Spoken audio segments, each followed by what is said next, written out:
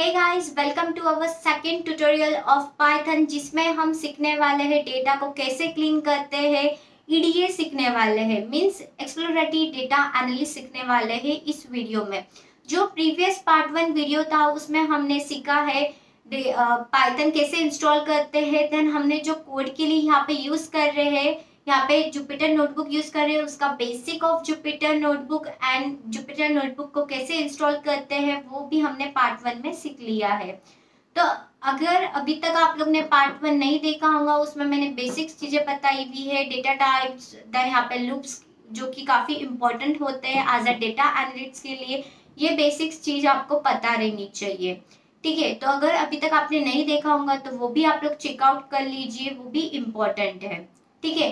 तो अब चलते हैं अपने आज के वीडियो की तरफ, जो कि जिसमें हम सीखने वाले हैं नमपाई और पांडास की हेल्प से डेटा कैसे क्लीन करते हैं। तो ये नमपाई और पांडास क्या होता है? नमपाई और पांडास ये पाइथन लाइब्रेरीज रहती है।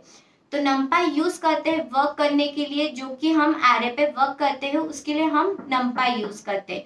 और जो पांडास यूज होता है वो यूज होता है डेटा मैनिपुलेशन के लिए, जो कि क्लीन करने के लिए हम लोगों को पांडास की हेल्प यूज करेंगे अपन। ओके, तो यहाँ पे दो लाइब्रेरीज हम यूज करने वाले हैं, नमपाई और पांडास। अब सबसे पहले हमें इसे इंपोर्ट करना है। तो इंपोर्ट के लिए आप लोगों को क्या करना होगा, यहाँ पे इंपोर्ट करने के लिए आपको कीवर्ड यूज करना है इंपोर्ट, और यहाँ पे आप लोगों को लिखना है नमपाई एज अ एनपी। हर टाइम हम लोग नमपाई नहीं लिखेंगे, हम लोग एनपी डिनोट करेंगे नमपाई को, और पांडा को हम डिनोट करने वाले हैं पीडी। ओके, तो यहाँ पे इंपोर्ट कर देते हैं सबसे पहले। तो इंपोर्ट कर लिया है, import numpy as a np और import pandas as a pd. Okay, यहाँ पे आप लोगों को एंटर और शिफ्ट दबाना है, ठीक है। ये दबाने के बाद में आप लोगों का ये इंपोर्ट हो चुका है। उसके बाद में यहाँ पे हम इंपोर्ट करने वाले हैं फाइल को। यहाँ पे जो भी आपकी एक्सेल फाइल रहेंगी वो हम इंपोर्ट करेंगे। तो आपकी एक्सेल फाइल वो CSV इसमें होंगी, ओके राइट। तो यहाँ पे जो भी आप लोगों का फाइल है, फॉर एग्जांपल मेरी फाइल है, यहाँ पे मैं आपको बता देती हूँ। यहाँ पे मेरा जो फोल्डर है पाइथन, और ये प्रोडक्ट, ये वाली फाइल यूज करने वाला है। ये आपको लिंक मैं आपको दे दूंगी डिस्क्रिप्शन में, जो कि मेरी गिटहब की लिंक रहेंगी, जिसमें आपको पूरा मिल जाएगा, ओके, ये सब कुछ। ओके, तो यहाँ पे आप लोग वहां से जाके आप ये फाइल यूज कर सकते हैं डेटा फाइल के लिए। देन यहाँ पे प्रोडक्ट में आपको मैं बता देती हूँ जिसमें क्या क्या रहना वाला है, वो अपन एक बार ओपन करके चेक कर लेते हैं, सो दैट आपको पता रहेगा कि आपके जो डेटा है उसमें हम क्या क्या यूज कर रहे हैं एट्रीब्यूट। तो यहाँ पे मैंने अपना डेटा ओपन कर लिया है, जिसमें यूजर आईडी है, प्रोडक्ट आईडी है, जेंडर, एज, देन यहाँ पे occupation, then city, then state in country है, देन यहाँ पे आप लोगों का मैटरनल स्टेटस गिवन है, प्रोडक्ट कैटेगरी 2, उसके बाद में 3, प्रोडक्ट कैटेगरी 3, परचेज, और एक न्यू है। ओके, ये हमारे एट्रीब्यूट नेम आ गए। ओके, अब हम देख लेंगे इसे इंपोर्ट कैसे करना है। ओके, अभी अपन को सबसे पहले चेक करना है। तो यहाँ पे अपना जो फाइल नेम है वो है प्रोडक्ट। अब आपको क्या करना है, यहाँ पे इंपोर्ट करना है डेटा सेट को। तो यहाँ पे डेटा सेट क्या है अपना, एक मैंने वेरिएबल लिया है df1। ओके, ये मेरा डेटा सेट का नाम हो गया df1, मैंने वेरिएबल ले लिया। आप कुछ भी ले सकते हो, df ले सकते हो, कुछ भी आप वेरिएबल डेटा फ्रेम लिख सकते हो। वेरिएबल नेम अपन ने फर्स्ट इसमें देखे हुआ है कि कैसे असाइन करते हैं वेरिएबल नेम को, तो आप लोग वहां से आपको पता है कि वेरिएबल नेम आप लोग कैसे लिखते हो। उसके बाद में यहाँ पे हम यूज कर रहे हैं पांडा, जो कि हम लोगों को टेबल के फॉर्म में यूज होने वाला है। तो यहाँ पे पीडी के लिए हम लोग पांडास लिए हुए हैं, और रीड करने वाले हम CSV फाइल हमारी जो एक्सेल की फाइल है। ओके, अब यहाँ पे आप लोगों को क्या करना है, आपका जो भी अभी लोकेशन पे, फॉर एग्जांपल यहाँ से आपकी लोकेशन, मेरी फोल्डर की लोकेशन पाइथन पे से ली हुई है, तो मैं यहाँ से कॉपी करने वाली हूँ ऊपर से, ओके, और इससे पेस्ट करने वाली हूँ। ओके, तो यहाँ पे मैंने इसे पेस्ट कर दिया है, C:, पूरा ये पेस्ट हो चुका है। और ये जो आगे आपको एक स्लैश देना है और यहाँ पे आपका फाइल नेम लिखनी है। फाइल नेम क्या, आपकी प्रोडक्ट, और .csv। ओके, ये लिखना आपको जरूरी है। ओके, अब आप सोच रहे होंगे ये आर क्या है, आर यहाँ पे क्या लिखा है। तो अगर आप आर नहीं देते हो और आप रन करते हो तो क्या आपको एरर शो करेगा, यूनिकोड एरर, जो कि यहाँ पे आप लोगों को जो भी आपके स्पेस वगैरह है, यहाँ पे आपने अनवांटेड कैरेक्टर यूज करे हुए, उसके लिए यहाँ पे आप लोगों को रिमूव करने के लिए आर यूज करना है। ओके, तो यहाँ पे मैं फिर से आर लिखती हूँ और इसे एंटर करती हूँ। तो देखो ये रन हो चुका है। ओके, रन कर लिया है, तो यहाँ पे आपका कोई एरर नहीं दे रहा। आर यहाँ पे आप लोगों का यूज करेंगे जो भी आपके कैरेक्टर में अननोन कैरेक्टर है। यहाँ पे हमने अलग अलग सिंबल यूज करे हुए, जैसे कि स्लैश यूज करे हुआ है, कभी स्पेस रहती है, तो उसको आर एलिमेंट रिमूव कर देता है। अब आप लोगों को देखना है आपका जो डेटा सेट है उसमें आपको पहले आपके 5 डेटा सेट चाहिए, आपको पहला 5 आउटपुट चाहिए। तो उसके लिए हम यूज करते हैं हेड। हेड स्टैंड जो हमारा फर्स्ट रहता है हेड। ओके, तो हेड हम यूज करते हैं पहले 5 का आउटपुट देखने के लिए। तो यहाँ पे आप लोगों को फ्रेम यूज करनी है। अब अपनी डेटा फ्रेम कौन से वेरिएबल में, df1। ओके राइट, तो यहाँ पे आप लोगों को लिखना है df1 डॉट हेड, और यहाँ पे आप लोगों को मेथड यूज करनी है। जो कभी भी मैं मेथड बोल रही हूँ तो यहाँ पे मेथड का मतलब हो गया है आपका राउंडेड ब्रैकेट। ओके, ये डिस्प्ले करेंगे आपके first 5 row of the data set. Okay, तो यहाँ पे मैं रन करती हूँ। हो गए फर्स्ट 5, 0 1 2 3 4, ये फर्स्ट 5 हमारे डिस्प्ले हो चुके हैं।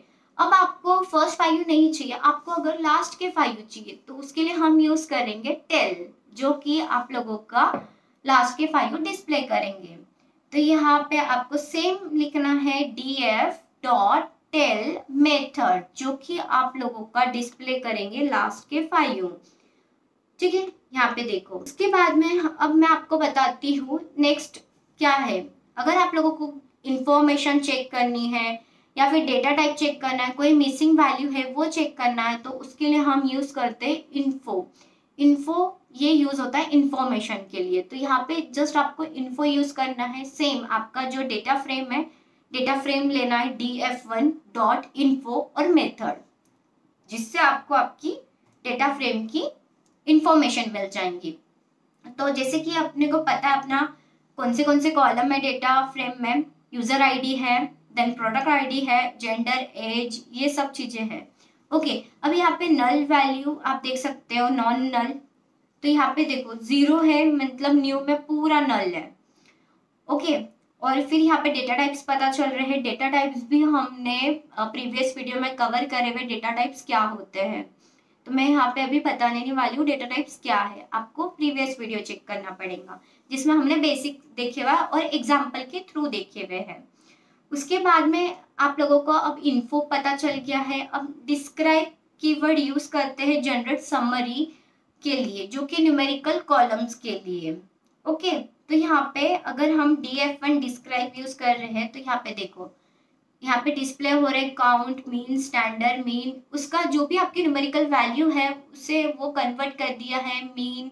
देन यहाँ पे है आपका 25%, 50%, जो भी आपकी जिसमें वैल्यू है न्यूमेरिकल वैल्यू उसमें। ओके, अब आप लोगों को पता करना है कि आपके कितने कॉलम है, कितने रो है। आपको नहीं पता है आपके कितने कॉलम है और कितने रो है, तो उसके लिए हम यूज करते हैं शेप। तो यहाँ पे आपको कैसे लिखना है, df1 डॉट शेप, आपको ऐसा लिखना है। यहाँ पे मेथड की जरूरत नहीं है। तो यहाँ पे ये क्या हो गया हमारे है कॉलम और रोज। ओके, ठीक है, ये हो गया हमारा। अगर आपको कॉलम और रो पता करने कितने हैं तो आप लोग शेप कीवर्ड यूज कर सकते हैं। इसके बाद में हमको ड्रॉप करना है, हमारा कोई भी एक कॉलम ड्रॉप करना है आपको। तो कॉलम ड्रॉप करना है तो उसके लिए आप यूज करोगे ड्रॉप कीवर्ड। ड्रॉप कीवर्ड का यूज करके आप वो कॉलम डिलीट या रिमूव कर सकते हो। तो df1 ये हमारा डेटा फ्रेम है। ड्रॉप हमने क्या ड्रॉप कर रहे हैं, हम कॉलम कौन सा कर रहे हैं, यहाँ पे न्यू इसलिए कर रहे हैं क्योंकि उसमें कुछ है नहीं, जस्ट एक नॉलेज के लिए मैंने एक ऐसी न्यू बना के रखे हुआ है। ठीक है, आप लोगों को एक एग्जांपल देने के लिए। और यहाँ पे न्यू कॉलम हम लोग ने लिखा है। अब आप सोच रहे होंगे कि कब हम लोग को स्क्वायर ब्रैकेट लेना है, कब हमारे को राउंडेड ब्रैकेट लेना है। तो स्क्वायर ब्रैकेट आपको कब लेना है, जब भी आप कोई भी कॉलम नेम यहाँ पे डिफाइन कर रहे हो तब आप लोगों को वो स्क्वायर ब्रैकेट में लिखना है, ठीक है। तो यहाँ पे कॉलम नेम क्या हो गया, नेम अपना न्यू कॉलम नेम है, तो इसलिए मैंने स्क्वायर ब्रैकेट में लिखे हुआ है। अब एक्सिस इज इक्वल टू 1, मतलब ये क्या हुआ अपना, ये हम देख रहे हैं कि अपनी कंडीशन राइट है कि नहीं। अगर आप लोगों को inplace is equal to true लिख रहे हो आप लोग, इम्पल्स मतलब ये एक सेव के लिए रहता है, अगर आप नहीं लिखोगे तो ये आपका सेव नहीं होगा, ओके। अगर आप लोग देखो यहाँ पे मैं लिखती नहीं हूँ, इसे मैं रिमूव कर देती हूँ, ठीक है, और एंटर करती हूँ, ओके। एंटर करने के बाद में यहाँ पे आपने देखा आपका जो कॉलम है वो रिमूव हो चुका है। एक मिनट मैं बता देती हूँ, ये देखो परचेस के बाद में अपना न्यू का एक कॉलम था वो रिमूव हो चुका है। बट इनकेस अगर मैं फिर से यहाँ पे एक और डेटा टाइप रन कर रही हूँ, जैसे कि यहाँ पे मैंने एक और बार मैं रन कर रही हूँ df1 डॉट हेड, एक एग्जाम्पल से बता रही हूँ जस्ट आप लोगों को। तो यहाँ पे देखना, यहाँ पे हेड आपका फिर से जो है न्यू का कॉलम दे रहा है। क्यों दे रहा है, क्योंकि यहाँ पे inplace is equal to true हमने नहीं लिखे हुआ, मीन्स यहाँ पे सेव एक एज अ सेव समझ लो आप लोग। अगर हम यहाँ पे inplace is equal to true देते हैं तो ये सेव हो जाएगा अपना, ओके। यहाँ पे मैं दे देती हूँ, देखो यहाँ पे देने के बाद में इसे हम रन करेंगे, मैंने 2 बार रन किया इसलिए एरर आया है वो। यहाँ पे देखो फिर से रन करने के बाद अपना हेड में आपका न्यू कॉलम नहीं आ रहा है। अगर यहाँ से मैं ये रिमूव कर दूँ तो आप लोगों को वो शो करेगा, ठीक है। ये आप लोगों को समझ गया होगा अभी इम्पल्स क्या है।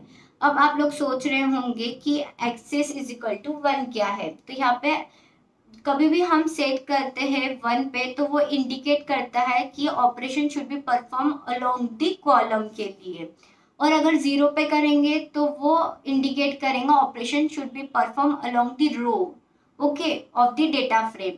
तो यहाँ पे अभी हम लोग जो न्यू है, न्यू क्या है, ये कॉलम है, तो उसके लिए हम axis is equal to 1 use कर रहे हैं, सेट कर रहे हैं। अगर हम रो पे करते थे तो यहाँ पे हम लोगों को यूज करना पड़ता था axis is equal to 0, okay. Inplace का मैंने आप लोगों को बता दिया है कि वो वैल्यू चेंज मॉडिफिकेशन जो भी अपन ने ऑपरेशन पे करेगा उसको सेव के लिए हम यूज करते हैं। उसके बाद में हम यहाँ पे सीखेंगे हैंडलिंग कैटेगोरियल फीचर्स जेंडर में, तो जिसमें हम लोग क्या करने वाले हैं, जो कि यहाँ पे जेंडर में 2 चीजें रहती है, एक तो फीमेल और मेल, ओके। यहाँ पे हम असाइन करेंगे, तो प्रीवियस वीडियो में हमने डिक्शनरी सीखी हुई, डिक्शनरी क्या है। तो यहाँ पे सेम हम मैप का यूज करके असाइन करेंगे की और वैल्यू को, और उस पर बताने वाले हैं। तो यहाँ पे जेंडर की हम लोग ने लिया है df1 अपना ये हो गया है डेटा फ्रेम, यहाँ पे जो कॉलम का नाम है जेंडर है, और यहाँ पे हम क्या करें df1 को मैप कर रहे हैं, f जो असाइन करेगा वो 0 के लिए है और m जो असाइन करेगा वो 1 के लिए, जो कि हम डिक्शनरी में यूज कर चुके हैं की और वैल्यूज का। तो यहाँ पे जस्ट आपको मैप कीवर्ड यूज करना है, और आपको जो भी आपका फीमेल को असाइन करना है आपको 0 में, और मेल को असाइन करना है 1 में, यहाँ से कर सकते हो। इससे बोलते हैं कैटेगोरियल फीचर, ओके। तो इसे हम रन करते हैं, रन कर लिया है। देन यहाँ पे हम चेक कर रहे हैं कि हमारा ये जो हमने फीचर लगाया हुआ है ये प्रॉपर वर्क कर रहा है कि नहीं। अभी आप देखो यहाँ पे ऊपर में जो कि जेंडर एफ शो कर रहा है, बट अब एफ की जगह क्या शो करेगा, वो 000, मेल को शो करेगा 1, ओके। जो कि आप लोग देख सकते हो फीमेल को असाइन कर रहे हैं 000 और मेल को यहाँ पे असाइन करने वाला है 1, राइट। तो यहाँ पे हमने यूपर चेक किया था। देन सेम चीज वो अप्लीकेबल है टेल के लिए भी, सब पूरा कॉलम ये कर देगा। अब यहाँ पे हम चेक करने वाले हैं यूनिक, यूनिक क्या है। तो यूनिक कीवर्ड से आप लोग चेक कर सकते हो कि रिट्राइव कर सकते हो यूनिक वैल्यू, जो कि जो भी कॉलम में आपको यूनिक वैल्यू डिफाइन चेक करनी है वो आप चेक कर सकते हो। तो यहाँ पे मैं चेक करने वाली हूँ एज में कितनी यूनिक वैल्यूज है हमारे पास में। तो कैसे लिखेंगे, df1 यहाँ पे स्क्वायर ब्रैकेट में आप लोगों को एज लिखना है और डॉट यूनिक मेथड, ओके। तो जिससे आपको पता चलेगा कि 0 to 17 एक यूनिक वैल्यू है, 55 प्लस ऐसे एक यूनिक वैल्यू आपको डिफाइन आ जाएंगी। तो यूनिक कमांड के लिए आप लोगों को यूनिक कीवर्ड यूज करना है और आपको चेक करना है जो भी यूनिक वैल्यू है, आप लोग ऐसे चेक कर सकते हो। तो ये था हमारा आज का ईडीए का टॉपिक, जो कि हमने ईडीए कवर किया है, क्लीनिंग कैसे करते हैं, मैनिपुलेट कैसे करते हैं डेटा को, इसमें हमने सीखा है।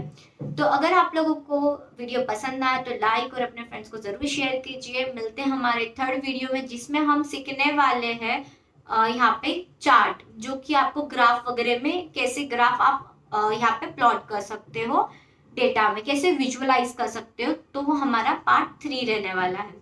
तो चलो मिलते हैं नेक्स्ट वीडियो में। Thank you.